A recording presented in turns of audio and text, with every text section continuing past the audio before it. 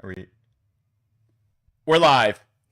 Hey, welcome all my grats and gets to this live stream where we are going to be talking about all of the beautiful bright light things in the codex of you know the new Adeptus Custodes, and we're also going to be talking about a lot of dark things, dark terrible things.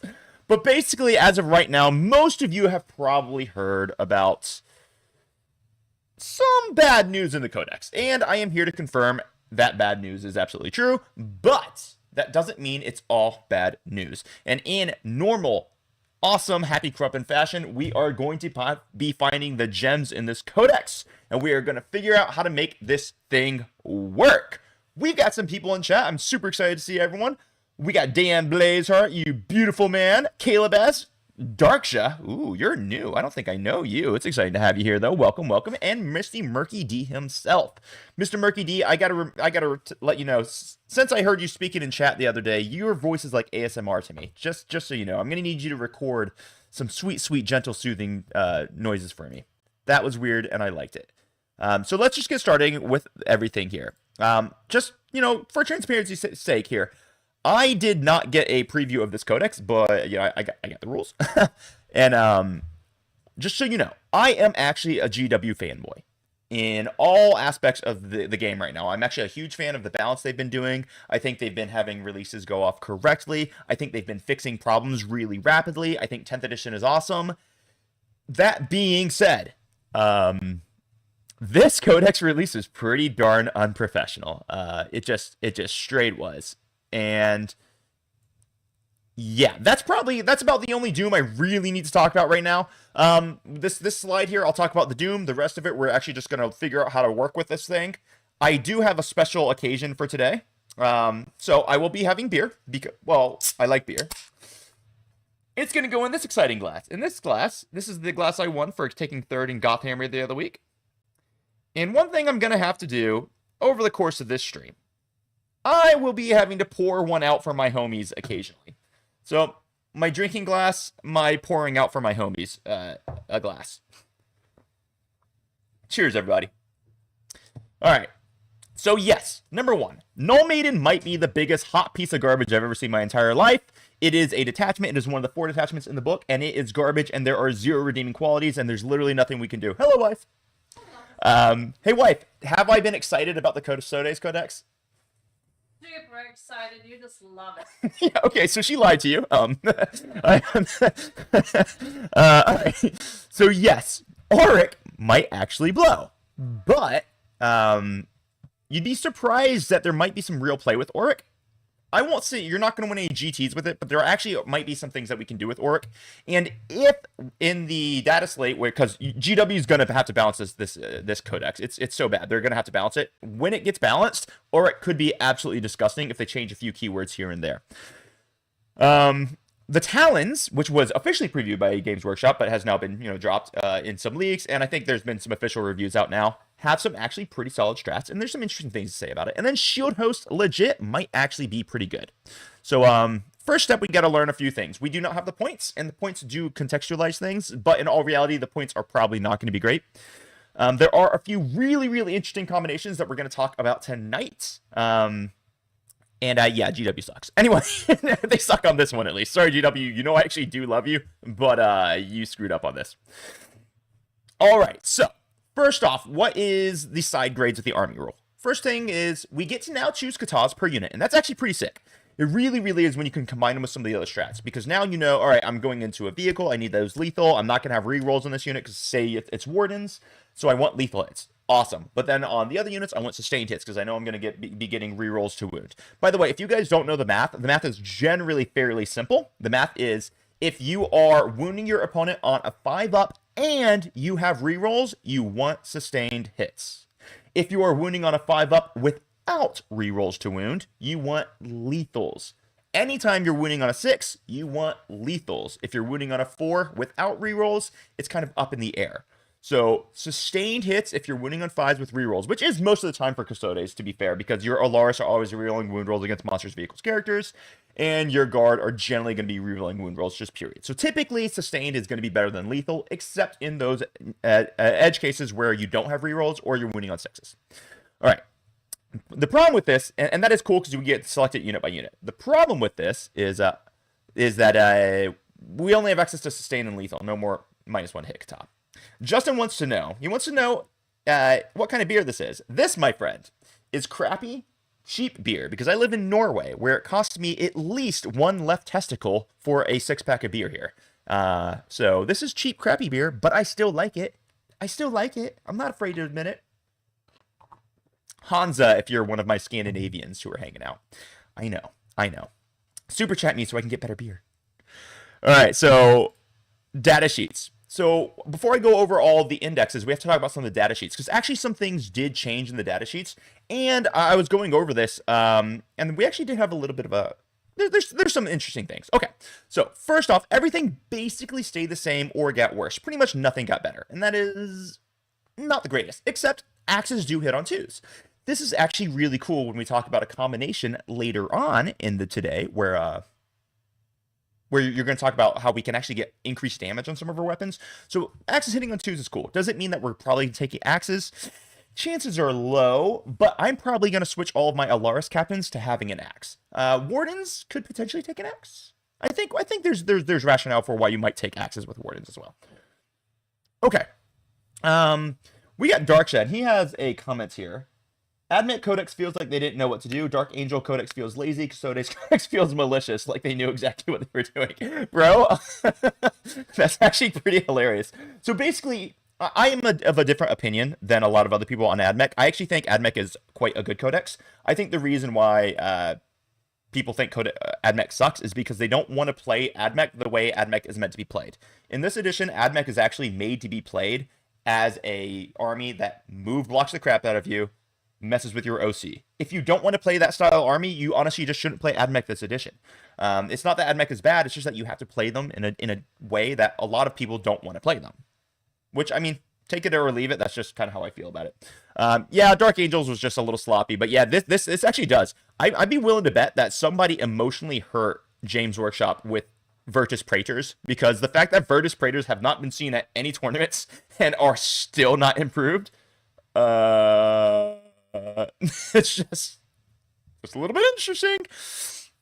Okay, all right, so Shield Captain on Bike. His ability only activates if he fought this turn. Now, if you guys don't know what the Shield Captain on Bike's ability is, it's one of the better abilities in the game, actually.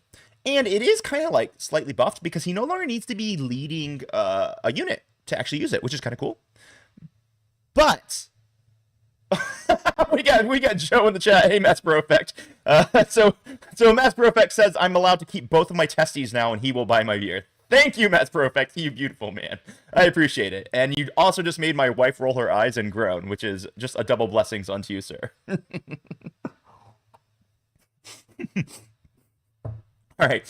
So his ability only activates if he fought this turn. So what his ability is at the end of the turn, it doesn't specify your opponent's turn or your turn, he gets to either make a normal move or fall back. Now, there is a limitation on this now. The limitation is he has to have fought that turn, which is kind of iffy.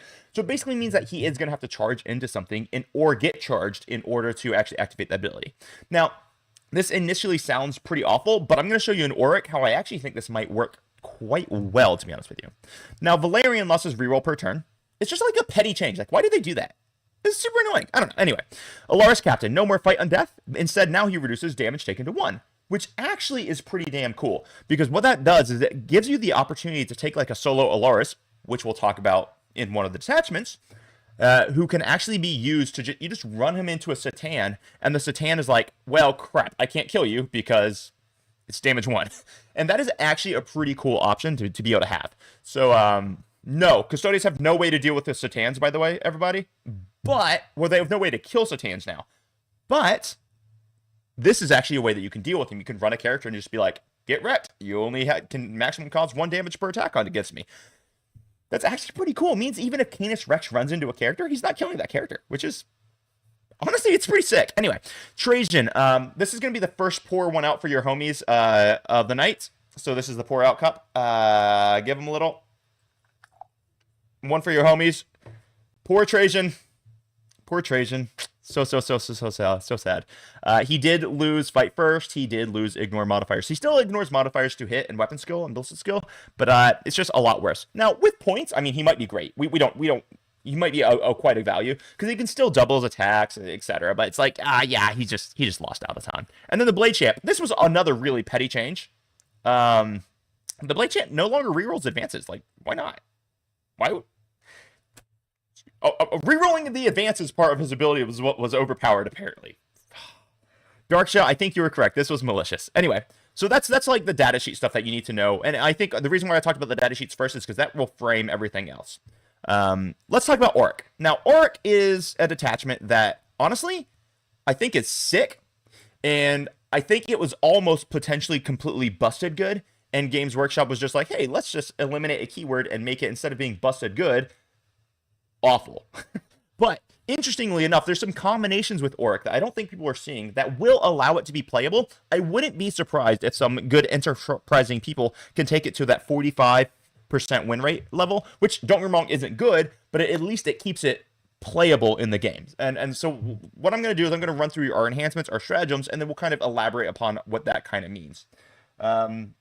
Will Green says they did Trajan dirty. Yeah, bruh. Yeah. All right, so basically what their ability is they have like a shitty version of Oath of the Moment. I'm cursing a little bit more tonight than normal because I'm a little salty with what they did to my boys. But at the start of the command phase, choose one unit. Every character model from your army gets +1 to wound. This sucks. Now, if this was applied to, say, character units, all right, but this kind of sucks. Anyway, Inspirational Exemplar, it's the same as what it was. You get leadership of 5, and once per game, you get to battle shock someone. This is good. It's quite usable. It's still, sadly, you can't use it to auto pass because, remember, you score at the end of the command phase. So if you have to take a battle shock at the end of the command phase, or in the battle shock step of the command phase, that's not at the start of the command phase. So you still have to roll the battle shock. So it's still a little bit, frustrating. Blade Imperator. And a charge. This is actually quite a good enhancement. I actually really kind of like it. So on a 4-up for D3 mortal wounds, and once per game, force all the enemy units within 6 inches to take a battle shock. Honestly, it's not bad. It can be quite useful.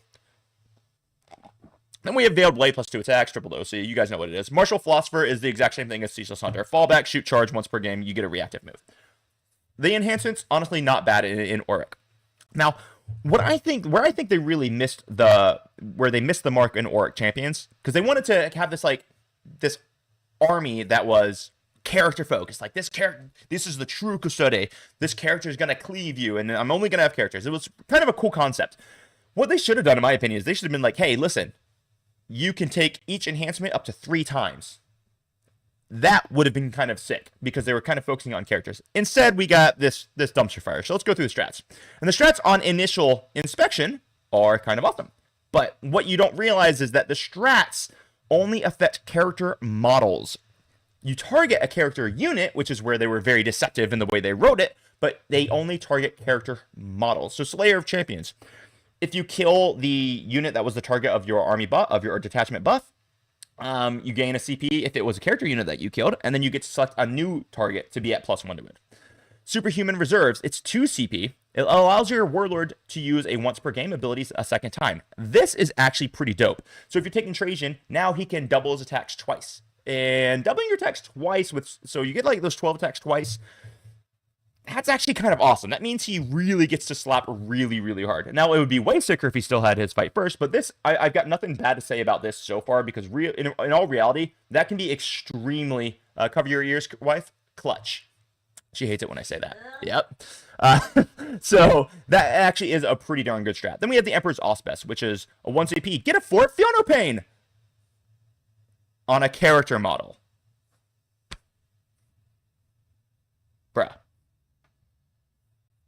Bruh. All right, anyway. Earning of a Name, 1 CP. 2 characters get full rerolls to hit and wound. Now, this sounds pretty solid, but then you realize, wait a second, my Custodes hit on 2s. And I sustained hits 1. So I'm getting full hits every time. Already? And then, basically, all your characters are always going to have full rerolls to wound anyway, because they're going to be attached to, say, Custode Guard. or they're going to be attached to Alaris, who are getting full rerolls to hit against full rerolls to wound against basically everything in the game also. And you're like, wait a second, holy crap, this stratagem is kind of useless.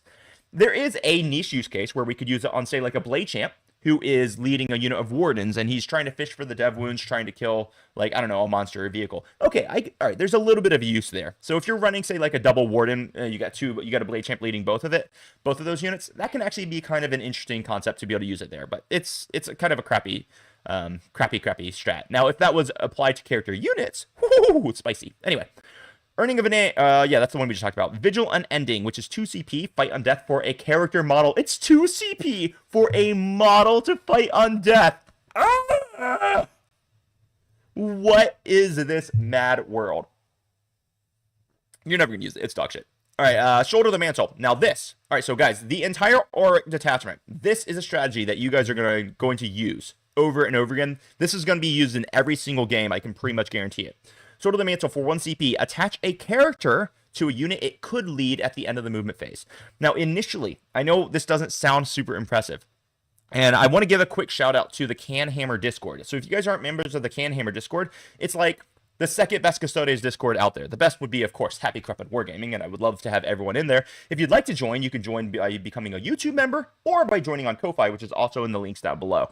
Sign on up, you get access to all of our TTS Discord leagues, you get access to all of our behind-the-scenes stuff, and lots of high-level competition, high-level conversations every single day. But yeah, so in Canhammer, we were having a bitch and moaning fest, which was, it is what it is. It kind of had to happen. And some guy came up with this, and I forgot his username. But anyway, shout out to you, bro. I just forgot what the username was. Anyway, he did it, not me. One strategy that you can use with the Shoulder the Mantle strategy, okay? I have a Blade Champion, and this dude advances to be 6 inches away from a critical unit that I have to be able to charge this turn. And then what I'm going to do is, at the end of my movement phase, I'm going to deep strike a unit of Custodian Guard 2 inches away from the Blade Champion, but 9 inches away from, say, the unit that I'm trying to charge. And what occurs here now is my Blade Champion, I'm just make sure that he's within engagement range of the Custodian Guard that I'm deep striking down. So maybe he's like 6.7 inches away. So it's a 6-inch charge to get into the unit. And because of the base size, you can still make this work. And then I spend 1 CP to attach him to the unit of Custodian Guard, and then I charge. So effectively what I'm doing is I'm able to give myself a 6-inch deep strike charge to any unit in the army. This is actually super, super sick. And it can lead to some really cool interactions on the battlefield. Now, is it enough to take this out of the dumpster, the dumpster tier? I actually believe that this is a usable detachment. It is a bad detachment, but it is actually playable and usable on the game. And one of the reasons why I really want to like flesh this strategy out is because I want you guys to start to think, because there's going to be other things like this in the codex that we will tease out over the coming weeks and months. And it's going to become easier because honestly, Games Workshop is going to have to patch this. They're going to have to do something about it. We lost all of our mortal wound protection. We lost all of our dev wound protection. They're going to have to add something back in. It just is what it is. Anyway, so this strategy is actually freaking awesome. So what I did is I built a list for Oric, and I want to explain the way that I think it works. Because they're going to play a very, very different way from what we were previously playing. And I think this is going to be valuable for you guys. Now, that does not mean that this is the definitive way to play, but I think it could be really, really useful. So here's what I'm doing. I'm running a Blade Champ with Veiled Blades, and I'm running a Blade Champ with the, and I know I put in Unstoppable Destroyer, but call it the Blade Imperator. Here, let me just fix that. Blade Imperator.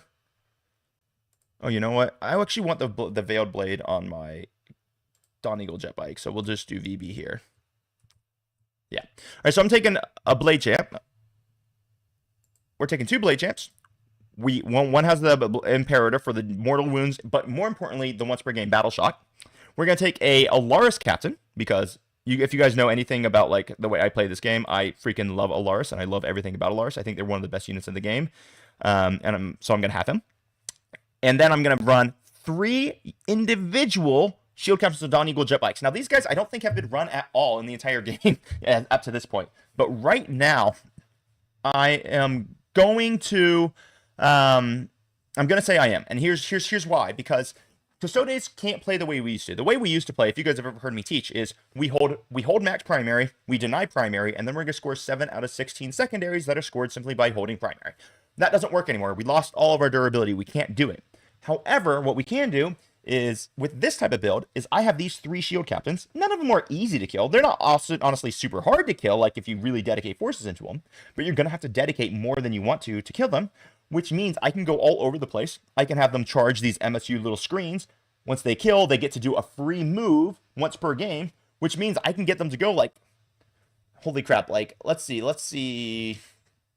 I mean, they can go forever. They can go 24 inches. They can go 36 inches in some cases. They can go really, really far, which allows you to get secondaries. You can be all over the battlefield with them. You can screen deep strikes all over the battlefield with them. It allows a ton of mobility and a lot of secondary play just by taking these shield captains on Dawn Eagle jet bikes. It's that once per game, either fallback move or double move, depending on whether or not you're in engagement. And it's really, really strong. So I'm going to take 3 of them for right now. I'm going to bring Chasian because he's awesome. And I mean, don't get me wrong. He's like, here, I can't say that with a straight face. I got to pour another one out for my homie. This is double pour. All right. Chasian's seriously dead. Anyway, I'm still going to take him because he's got the 12 attack sweep thing. I need someone to lead my wardens because you're still going to need a unit of wardens to just not die. And with being able to use his sweep attack twice in a game, I'm still going to run him. I got a unit of 5 Custodian Guard because I'm going to deep strike them behind the Blade Champ, kind of like I had said that I was going to. And then I'm going to be running a 5-mana Lars, a 2-mana Lars, and Witch Seekers. So this is my initial thought process on how I want to do this. There's some things that are clearly going to change as we get to play with it, but this is how I think I want to start with. Anyway, let's move on to the next detachment. Talons of the Emperor. Talons is a badass concept. It is a super sick concept, and Games Workshop did nonsense, and they just didn't do a great job with it. Now, in all reality, this is not a horrible detachment. I'm just failing to see how it's going to perform on the tabletop. So basically, the army rule is going to be when you're within 6 inches of each other, your Custodians are going to get a 5-up Fiona Pain against mortals and psychic attacks. This is great because right now I don't even think Custodians can last a turn against an army like Thousand Suns. So like, if Custodians played against Thousand Suns right now, I think Thousand Suns just table them on turn 1, maybe turn 2. So with a 5-up against mortals and psychic, okay, that can be really useful. Your Sisters of Silence will also get +1 to hit, which is the most useless ability in the entire game because it turns out Sisters of Silence units suck and they don't have heavy weapon teams. They have no use for +1 to hit. So anyway, sorry Games Workshop, you really sucked on that. A Radiant Mantle, which is a almost really cool enhancement. -1 to be hit when attackers are within 12 inches. The problem with this is why the hell did they put a qualifier of within 12 inches on here? A Chronomancer from Necrons just gives them -1 to be hit. I mean, and a reactive and a scoot and shoot. Like, why -1 to be hit when within 12 inches? Why not just -1? All right. I said I wasn't going to bitch and moan anymore. Gift of Terran Artifice, +1 to wound rolls for bearers, melee weapons. I don't know. It's kind of cute. Maybe I take it if I'm going to run this detachment, but I can pretty much tell you I'm not going to run this detachment. Champions of the Imperium, a 9-inch aura for the detachment bonus. I'm not taking any Sisters of Silence characters, which means I'm not going to be giving a 5-up against mortals within 9 inches. So this would only be taken on a Custodian who's going to give a 9-inch aura of +1 to hit to Sisters. No thanks. Aegis Protector, once per turn, first failed saving throws change the damage to a 0. Now, you might think this is really good, but you would be wrong. Because if you think it's good, it's because, oh, well, what if they shoot me with a Melta? I can just turn the damage into 0. No, it specifies once per turn the first failed saving throw, which means all they have to do is shoot some bolters, and you fail 1 bolter throw, 1 bolter save. And that's what you're going to have to turn to 0, because you can't save it for something else. It sucks. So the enhancements below, the army rule is kind of eh. Let's talk about the stratagems, because honestly, some of these stratagems are pretty spicy. Let's talk about these stratagems. Strats. Now, it's kind of an interesting way that we are able to interact with the strats here, is Every strat can be used on 2 units. One of those is a Custodes and one is a Sisters. The only way you can use it on both is if they're within 6 inches of each other. Most of the time, I would imagine you're just going to use it on just the Custodes, and you're not going to worry about the distance to get it used on Sisters. So Hunt as 1 CP, fallback, shoot, and charge. Awesome. Everyone loves it. It's an amazing stratagem. It just opens up the game. It's great. Talons interlocked for 1 CP. Improve the strength and AP by 1 in the shooting phase. Now, this is only used on infantry. This is actually really sick. Does this mean that Sagittarium can be usable in this detachment? I'd say so, man, because suddenly a strength 6 AP2 heavy bolter, that's actually significantly better than anything else that they were pumping out. That can actually kind of improve quite a bit. What I really like this on, though, is I love this on Alaris. Because suddenly those Alaris who have a million shots into hordes or into whatever, all of their damage 2 shots are going to be AP2 strength 5, and all of their grenade shots are going to be strength 5 AP2.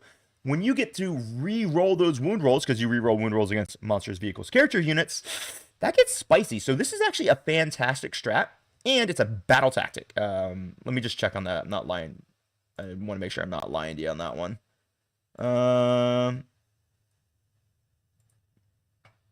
I got to open this up for just a second here, guys. Let's open that bad boy up. This is the one.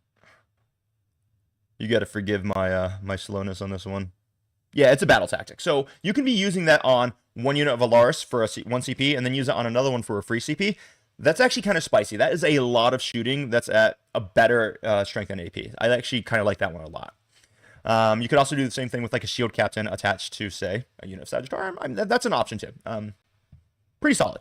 Anyway, let's go on to Empiric Severance. Gain a 4 up against Mortals and Psychic. This is going to be really, really useful. I really think that in the context of Custodes, guys, you can always ignore this writing because I'm pretty confident Games Workshop is 100% going to be changing this to include dev wounds. This codex was clearly written before the dev wounds change was made, and they never updated it because printing issues, I assume. I really don't actually blame them for that. I'd be willing to bet that there could be even a day 1 FAQ on the official release where they can change this to include dev wounds. So that's nothing I'm actually concerned about. Emperor's Executioners for one of the worst stratagems in the game. If you're targeting a unit below starting strength, you can get +1 to wound for 2 CP.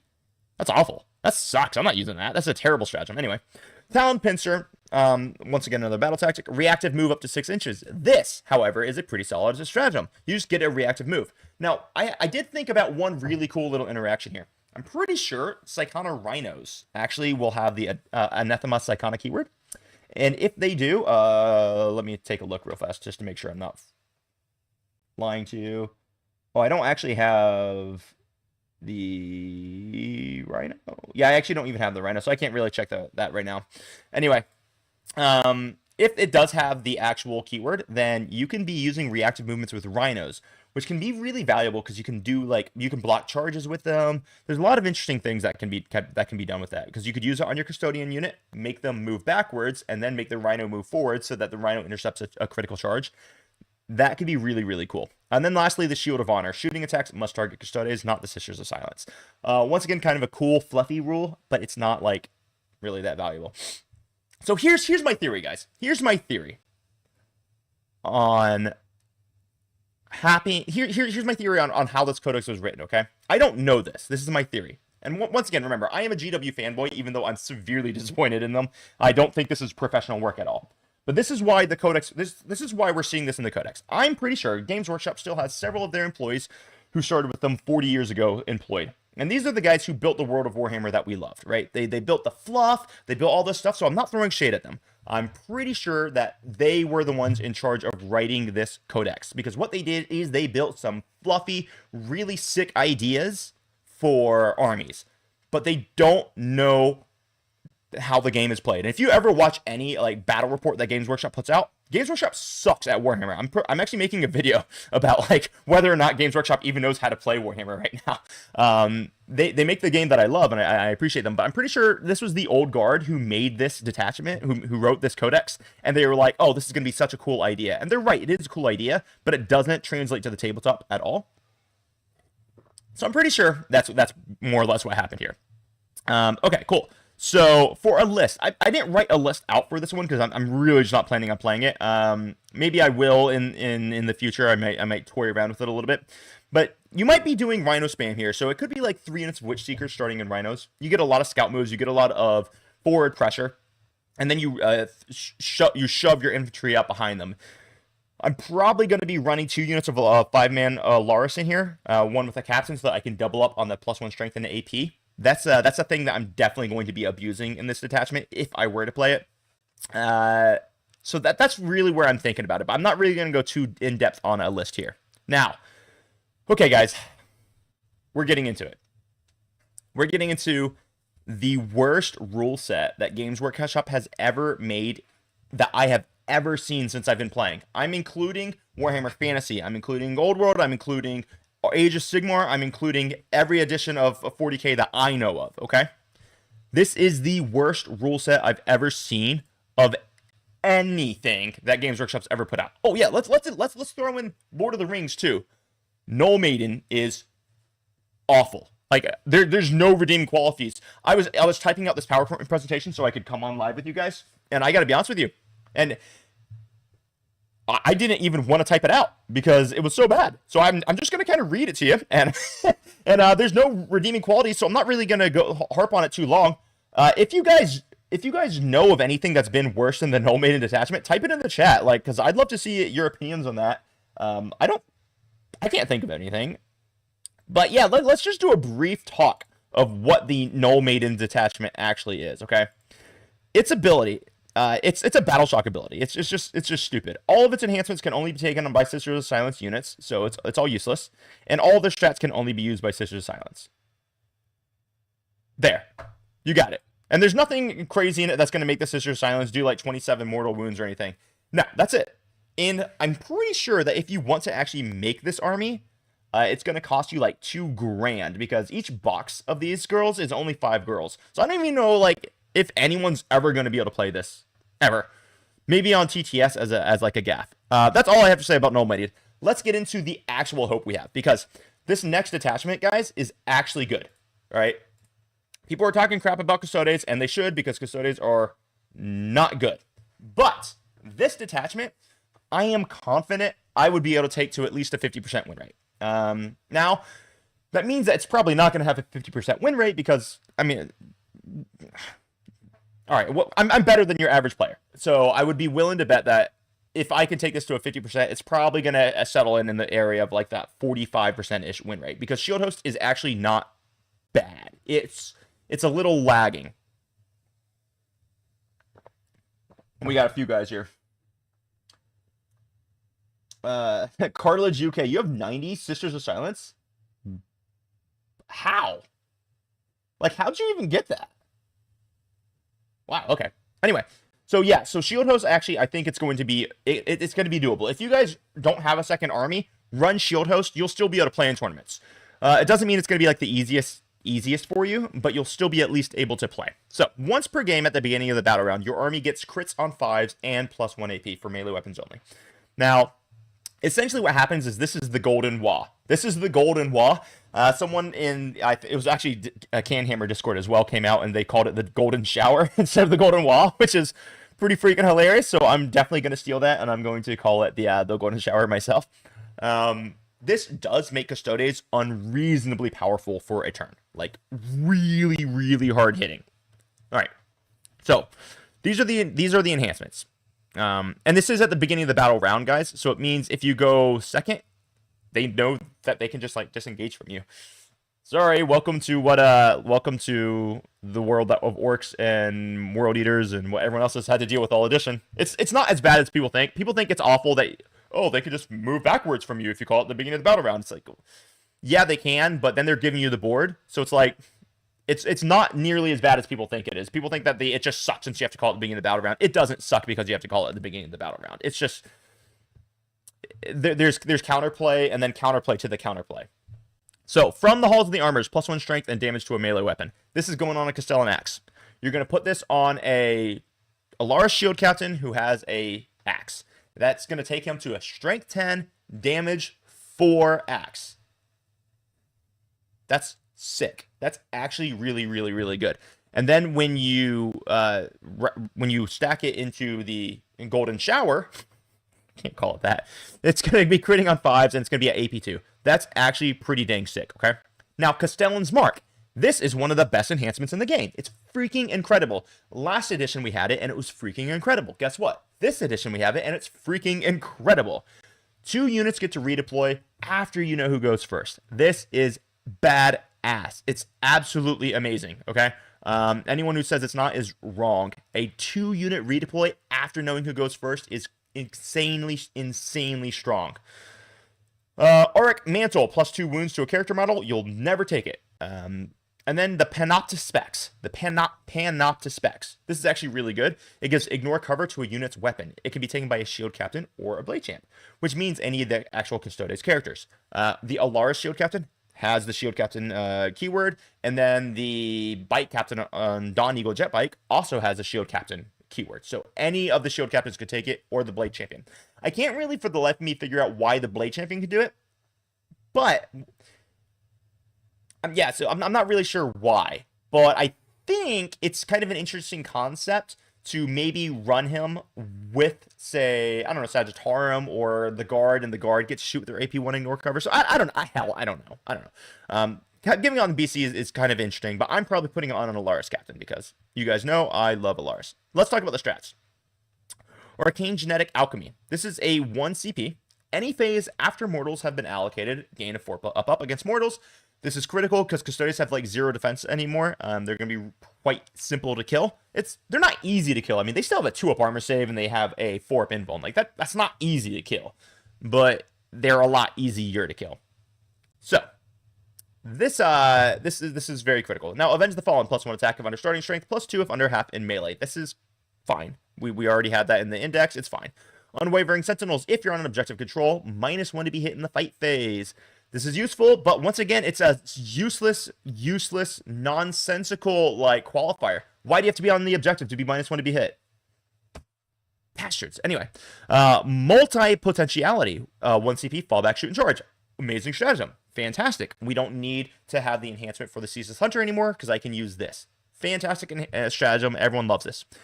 Then Vigilance Eternal, sticky objectives in the movement phase. This is actually quite nice, because suddenly you can do it before you move off of the objective in the movement phase. You can do it after you get onto the objective in the movement phase. It just says movement phase. You can do it after you teleport onto a movement phase. Deep strike onto an objective in the movement phase. Actually, it's not a bad stratagem. And then lastly, Archaeotech Munitions. Gain lethal or sustained hits on shooting. Sustained hits on a brick of Alaris Terminators that are ignoring cover. Not bad. Quite solid. Okay. Now let's talk about the list.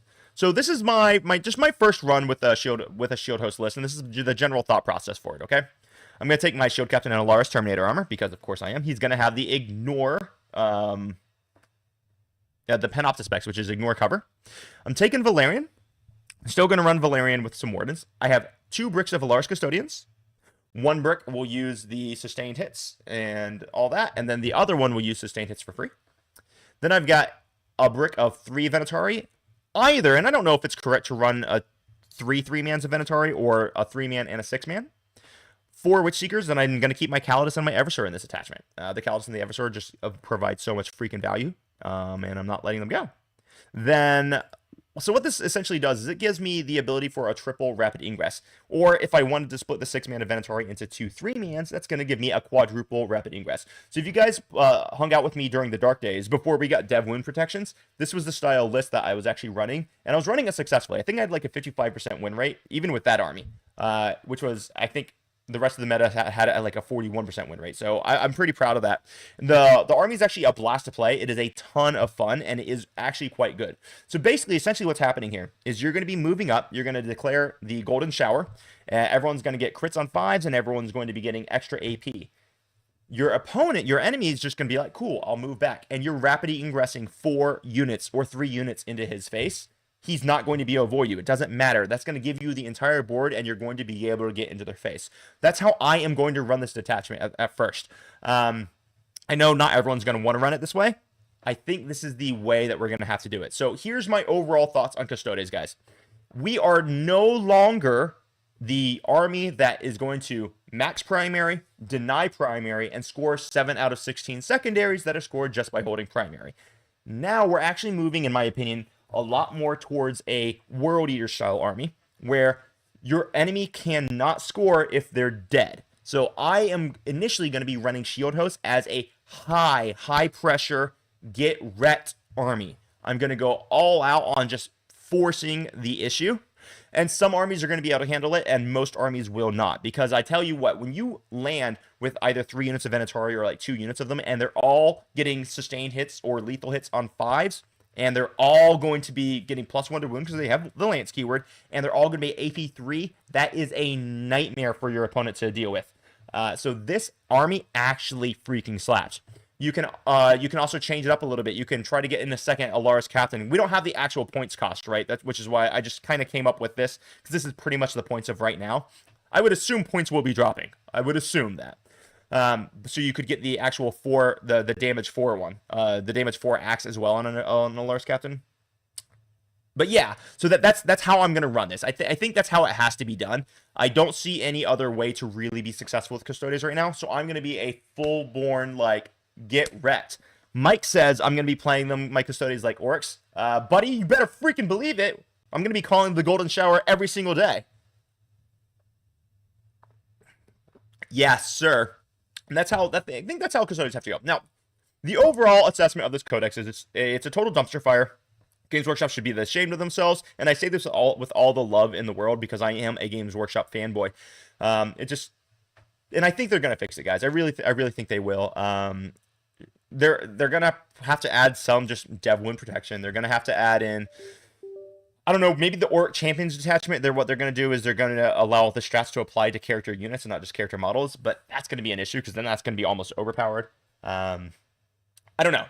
But they will be balanced. You might have to suffer for about three months while they're figuring it out. But if anything, just understand that Death Guard were awful, and Games Workshop just made up a new rule for them in a detachment, and now Death Guard are terrifying. So Games Workshop has proven that their balance team, maybe not their rules team, maybe not their development team, but their balance team is on point, and those guys are legends, and they're really good at their job. So they will fix this. It will be a-okay. I'm not really buying any Custodes right now, but to be fair, I've got pretty much everything I need. I am hoping against hope that the Forge World stuff is going to be good. I have no knowledge of whether or not the Forge World stuff is going to be good. If it is, then that'd be great. Maybe we can start running some Dreadnoughts again. Otherwise, we might just be a little bit screwed there.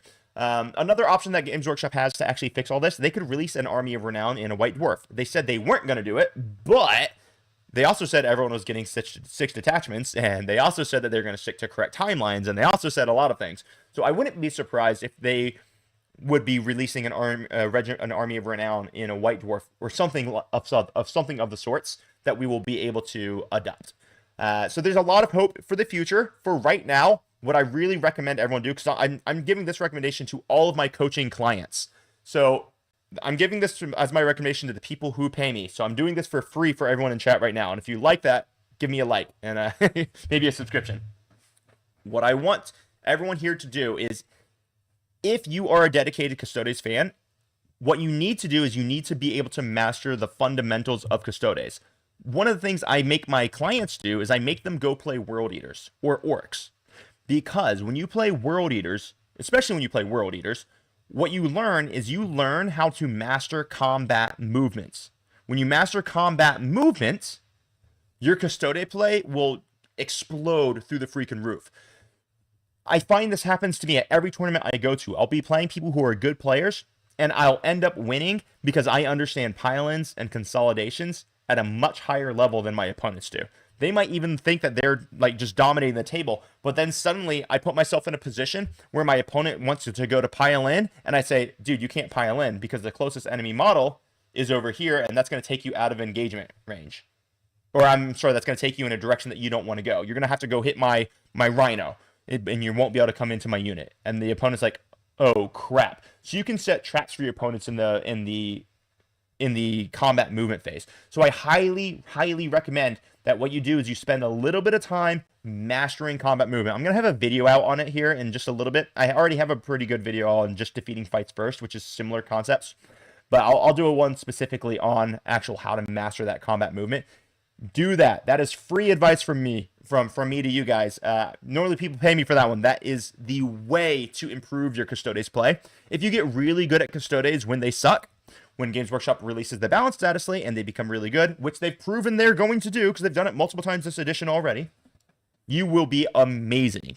It will be absolutely wonderful for you. So yeah, it's basically what I got for you guys today. Let me check out chat here for a moment. Okay, so when is the Codex officially out? I've got a tournament next weekend, and I'm hoping I get to play Index Custodes one last time. So, Sarn, generally speaking, most tournaments will not allow you to use a Codex until points are released. So, because the Codex changes all the rules, it's going to require a points update as well. So, they probably won't allow you to play it until you get a points release, which means you're probably going to be playing the Index at your tournament for next week. Will Green says your pilot and consolidation video was mind-blowing. Oh, thanks, bro. Yeah, that was it was my how to counter fights first video. So I'm going to do a dedicated one specifically to just the combat movement as well, but I'm really glad you enjoyed it. I appreciate you bringing that up, buddy. Just combat movement it's everything in this game. People think that combat movement was destroyed in 10th edition. They're all wrong. Combat movement is extremely powerful. It's extremely good, and if you can master that skill, you're going to be okay in most things. Thomas Martin says the most positive thing he's heard in Codex's reviews is essentially with some major FAQs, this Codex might be fine. Well, hopefully I gave at least some thoughts about how we can use this. I think Oric actually can have some interesting play. It's not good. I'm not saying it's good, but I think it can actually have some good, interesting play. And I think Shield Host is probably pretty close to fine. With a few tweaks, it'll be actually quite good. Cartilage UK, are you going to sell its Golden Shower Time merch? Bro, I actually might. Right now, just for everyone who's in here, I'm actually currently getting dice made. Channel dice. I'm actually really excited to release them. I'll have more information about that in the coming weeks, but I'm really excited to get those out. We're going to get some objective markers out as well, which some sick designs. But yeah, dude, it's a Golden Shower Time. Maybe I find some guy who can make me like just little tokens, then you can use that as like your Oath of the Moment token or whatever. I don't know. That could be really funny. All right, well, if you guys don't have any more questions, what I'm going to do is I'm going to go ahead and finish this one. And then I'm going to finish the things that I poured out for my homies.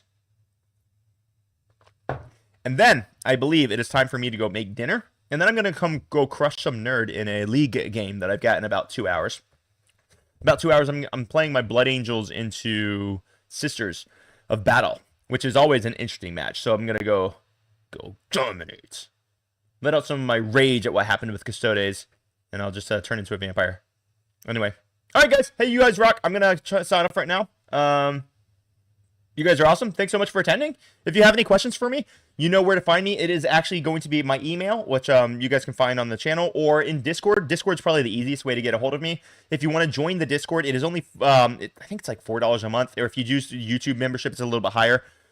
But we love all of our members equally, and you get access to the full Discord. We'd love to have you there. We're going to have a new TTS tournament popping up in a few months. We're currently about to start round 2 of the current one. One thing that I'm got in the works is we're going to have a teams league within the Discord, and it's going to be done through a draft style system. So what I'm going to do is I'm going to take some of the veterans on the Discord, myself, my admin, all my mods, and we're all going to be captaining an individual team, and we're going to draft our team from the members in the Discord. Not from the free section of the Discord, only the paying members area. And we're going to use that to introduce everyone to the concept of teams play, because teams is where Warhammer is at. Teams is the way that Warhammer was made to be played. It is so much more fun in teams, and it's so much more dynamic, and there's so much more room for skill expression. It's not just like hoping you get a good pairing. So if you guys are interested in that, make sure you join into the Discord and you start just like commenting and letting everyone know that you're interested, and we'll get you all trained up, and we're going to get this draft style system out for a full teams, and it's just going to be an absolute freaking blast. So anyway, guys, thanks so much for your attention on this beautiful Saturday evening or Saturday afternoon, depending on where you are in the world. I live in a horrible, godless place called Norway. I'm just kidding. Norway's fine. Just making a joke. And I'm gonna sign off.